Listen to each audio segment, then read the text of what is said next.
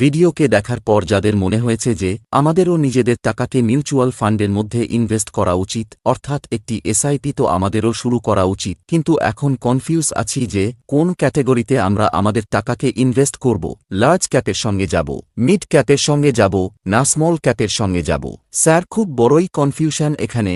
Sir, আপনি simply একটি ফান্ডের নাম বলে দিন যাতে আমরা আমাদের একটি এসআইপি শুরু করে দিই, এবং পরে আমাদের যদি কনফিডেন্স বাড়ে মিউচুয়াল ফান্ডের জন্য, তাহলে তখন আমরা আরও আমাদের এসআইপির অ্যামাউন্টকে বাড়াবো।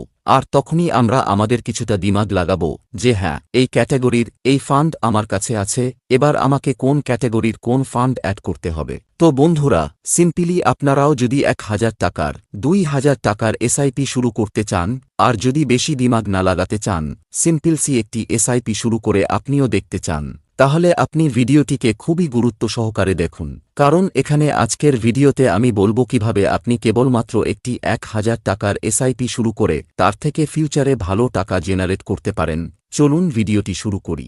দেখুন, এমনিতেই 1000 টাকা থেকে 1500 টাকার মধ্যে এসআইপি শুরু করতে চান, এরকম কমেন্ট প্রচুর এসে থাকে, তাই আজকের ভিডিওতে তাদের প্রত্যেকের কমেন্ট ক্লিয়ার হতে চলেছে। তাই সমস্ত লোক ভিডিওটিকে খুবই গুরুত্ব সহকারে দেখুন, কারণ এখানে আমি একটি জিনিস আপনাদেরকে বোঝাবো একদম সহজ এবং সিম্পল ভাষায়। তো আসুন ভিডিওটি শুরু করি। তো চলুন, এসআইপি আমরা শুরু করতে চাই। ছোট একটি এসআইপি আমি রাখলাম এখানে 1000 টাকা পার মাস।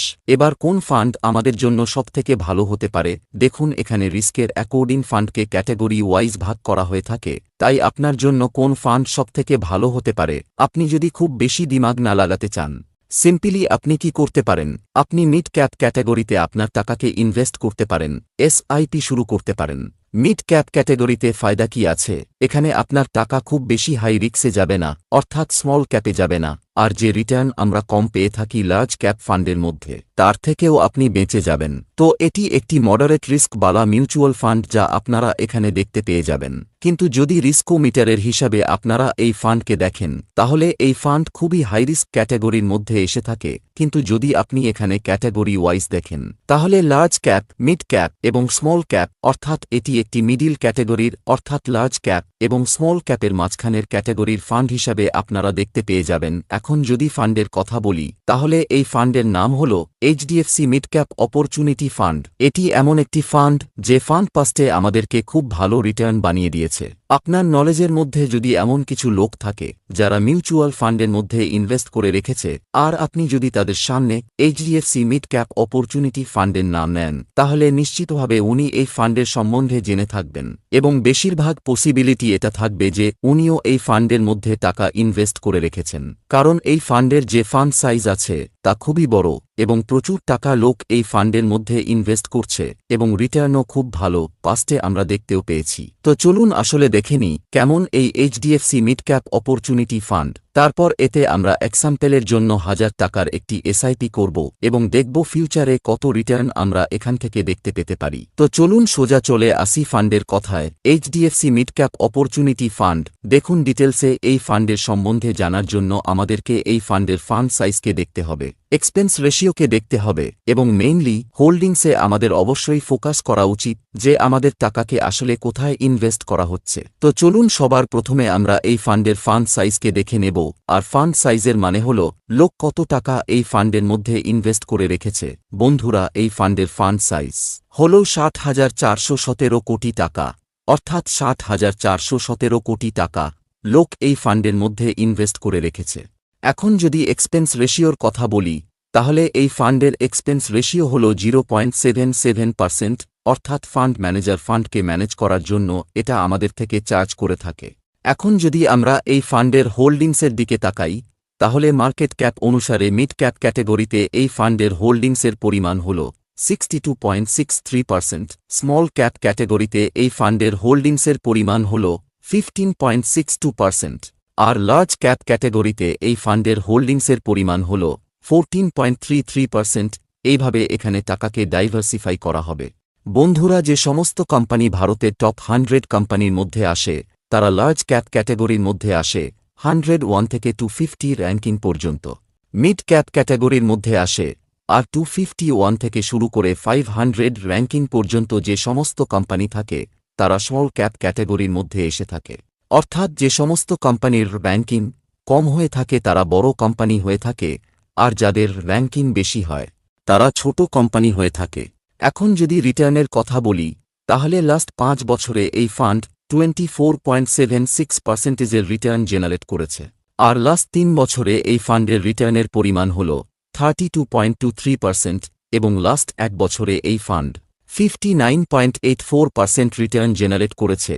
আর যদি আমরা এই ফান্ডের ওভারঅল রিটার্নের কথা বলি, অর্থাৎ যখন থেকে এই ফান্ড শুরু হয়েছে তখন থেকে আজ পর্যন্ত যে রিটার্ন জেনারেট করেছে তা হল 22.01%, যা কিনা খুব ভালো রিটার্ন হয়ে থাকে। তো বন্ধুরা, আশা করি এইচডিএফসি মিড ক্যাপ অপরচুনিটি ফান্ডের বিষয়বস্তু আপনাদের কাছে ক্লিয়ার হয়ে গেছে। তো চলুন এখন চলে আসি এসআইপির সম্বন্ধে। আর মনে করুন আপনি পার মাস 1000 টাকার একটি এসআইপি শুরু করছেন এই ফান্ডের মধ্যে, পার মাস 1000 টাকা, যা কিনা একটি ছোট্ট অ্যামাউন্ট, খুব বড় অ্যামাউন্ট নয়। তাই চাইলে যে কেউ এটি শুরু করতে পারে। দেখুন, আপনাকে যদি ইনভেস্ট করতে হয় আর ফিউচারে আপনার যদি কোনো স্বপ্ন থাকে বা গোলস থাকে আর তাকে যদি আপনি পূরণ করতে চান, তাহলে কিছু অ্যামাউন্ট আপনার বাড়ানো উচিত। তাই আমরা এখানে অ্যাডভান্স এসআইপি করব, অর্থাৎ 1000 টাকা পার মাস হিসাবে আমরা এসআইপি শুরু করব, আর এর সাথে সাথে স্টেপ আপ হিসাবে পার ইয়ার 100 টাকা করে বাড়াতে থাকব। এবার এটাকে যদি আমি প্র্যাকটিক্যালি আপনাদেরকে বোঝাই, তাহলে এই যে আপনি এবছর 1000 টাকা দিয়ে এসআইপি শুরু করলেন, তাহলে এবছর আপনার অ্যাকাউন্ট থেকে প্রত্যেক মাসে 1000 টাকায় ডেবিট হবে। কিন্তু এসআইপির মেয়াদ 1 বছর কমপ্লিট হয়ে যাবার পর আপনার অ্যাকাউন্ট থেকে 1000 টাকার পরিবর্তে 1100 টাকা করে কাটতে থাকবে। পরের বছর আবার এটা 1200 টাকা হয়ে যাবে। তো বন্ধুরা, এভাবে আপনারা এসআইপির মধ্যে যে স্টেপ আপ টুলস আছে তার ফায়দা ওঠাতে পারেন। তো বন্ধুরা, এখন যদি সরাসরি রিটার্নে চলে আসি, তো এই ফান্ডের ওভারঅল রিটার্ন, অর্থাৎ যখন থেকে এই ফান্ড শুরু হয়েছে তখন থেকে আজ পর্যন্ত যে রিটার্ন জেনারেট করেছে তা হল 22.01%, যা কিনা খুব ভালো রিটার্ন হয়ে থাকে। কিন্তু ফিউচারেও যে এই রিটার্নই পাওয়া যাবে তার কোনো গ্যারান্টি নেই, কারণ মিউচুয়াল ফান্ডের যে টাকা তা স্টক মার্কেটে ইনভেস্ট হয়ে থাকে, তাই রিটার্নের কোনো গ্যারান্টি হয় না। কিন্তু আপনি পাস্টের যে রিটার্ন তা দেখতে পারেন, যা আমরা পেয়েছি। কিন্তু ফিউচারে আমরা এতটা রিটার্ন পাবো কি না পাবো তা ফিউচারেই ডিসাইড হবে। এক্সাম্পলের জন্য 22%-এর যে ওভারঅল এভারেজ রিটার্ন আমরা দেখতে পেয়েছি, হতে পারে ফিউচারে আমরা রিটার্ন 20% পেলাম বা 23-24% ও পেতে পারি। কিন্তু উদাহরণের জন্য আমরা ধরে নিলাম ফিউচারে আমরা রিটার্ন কমই পাবো, তাই রিটার্ন আমরা এখানে 17% ধরে চললাম, যা কিনা এই ফান্ডের ওভারঅল রিটার্নের থেকে 5% কম। ডিউরেশন দেখুন, ডিউরেশন এখানে কারো হতে পারে 20 বছর, তো কারো 25 বছর বা কারো 30 বছরও আছে, যারা যারা আগের ভিডিওগুলিতে কমেন্ট করেছেন। তাই আমি এখানে ডিউরেশন রাখলাম 25 বছর এবং 30 বছর। এবার এই ফান্ডের মধ্যে যদি আপনি পার মাস 1000 টাকার এসআইপি করেন, ইয়ারলি 100 টাকার স্টেপ আপ হিসাবে, তাহলে 25 বছরে আপনার টোটাল যে ইনভেস্টমেন্ট অ্যামাউন্ট হবে তা হল 6,60,000 টাকা। আর এই ফান্ড আমাদেরকে যদি 17%-এর কাছাকাছি রিটার্ন প্রোভাইড করে, তাহলে আমাদের যে ফাইনাল ভ্যালু হবে তা হল 60,76,000 টাকার কাছাকাছি। সেখানে আপনারা যদি আরও 5 বছর, অর্থাৎ আগামী 30 বছর আপনার এসআইপিকে কন্টিনিউ করেন স্টেপ আপের সাথে, তাহলে আমাদের টোটাল যে ইনভেস্টমেন্ট অ্যামাউন্ট হবে তা হল 8,82,000 টাকা, আর আমাদের যে ফাইনাল ভ্যালু হবে তা হল 1.37 কোটি টাকা। তো বন্ধুরা, মাত্র 1000 টাকার এসআইপি থেকে আগামী 30 বছরে 1 কোটি টাকার বেশি রিটার্ন আপনারা জেনারেট করতে পারেন। হ্যাঁ, এটাই হলো মিউচুয়াল ফান্ডের পাওয়ার। অনেক লোক বলে থাকে যে মিউচুয়াল ফান্ডের মধ্যে কি ম্যাজিক আছে? তো বন্ধুরা, এই ম্যাজিক আছে মিউচুয়াল ফান্ডের মধ্যে। কম্পাউন্ডিংয়ের পাওয়ার এতে আপনারা দেখতে পান। তাই টাকা যত সময় বেশি যেতে থাকে ততই তাড়াতাড়ি আপনার টাকা বাড়তে থাকে। তো বন্ধুরা, 1000 টাকার এসআইপি আপনারাও যদি শুরু করতে চান, তাহলে আপনারা এইচডিএফসি মিড ক্যাপ অপরচুনিটি ফান্ডকে একবার দেখতে পারেন।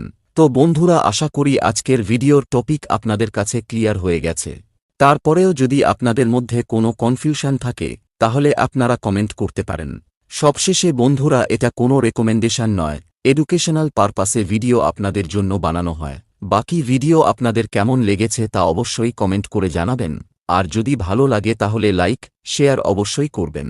আর চ্যানেলে নতুন হলে অবশ্যই চ্যানেলটিকে সাবস্ক্রাইব করে দেবেন। ধন্যবাদ।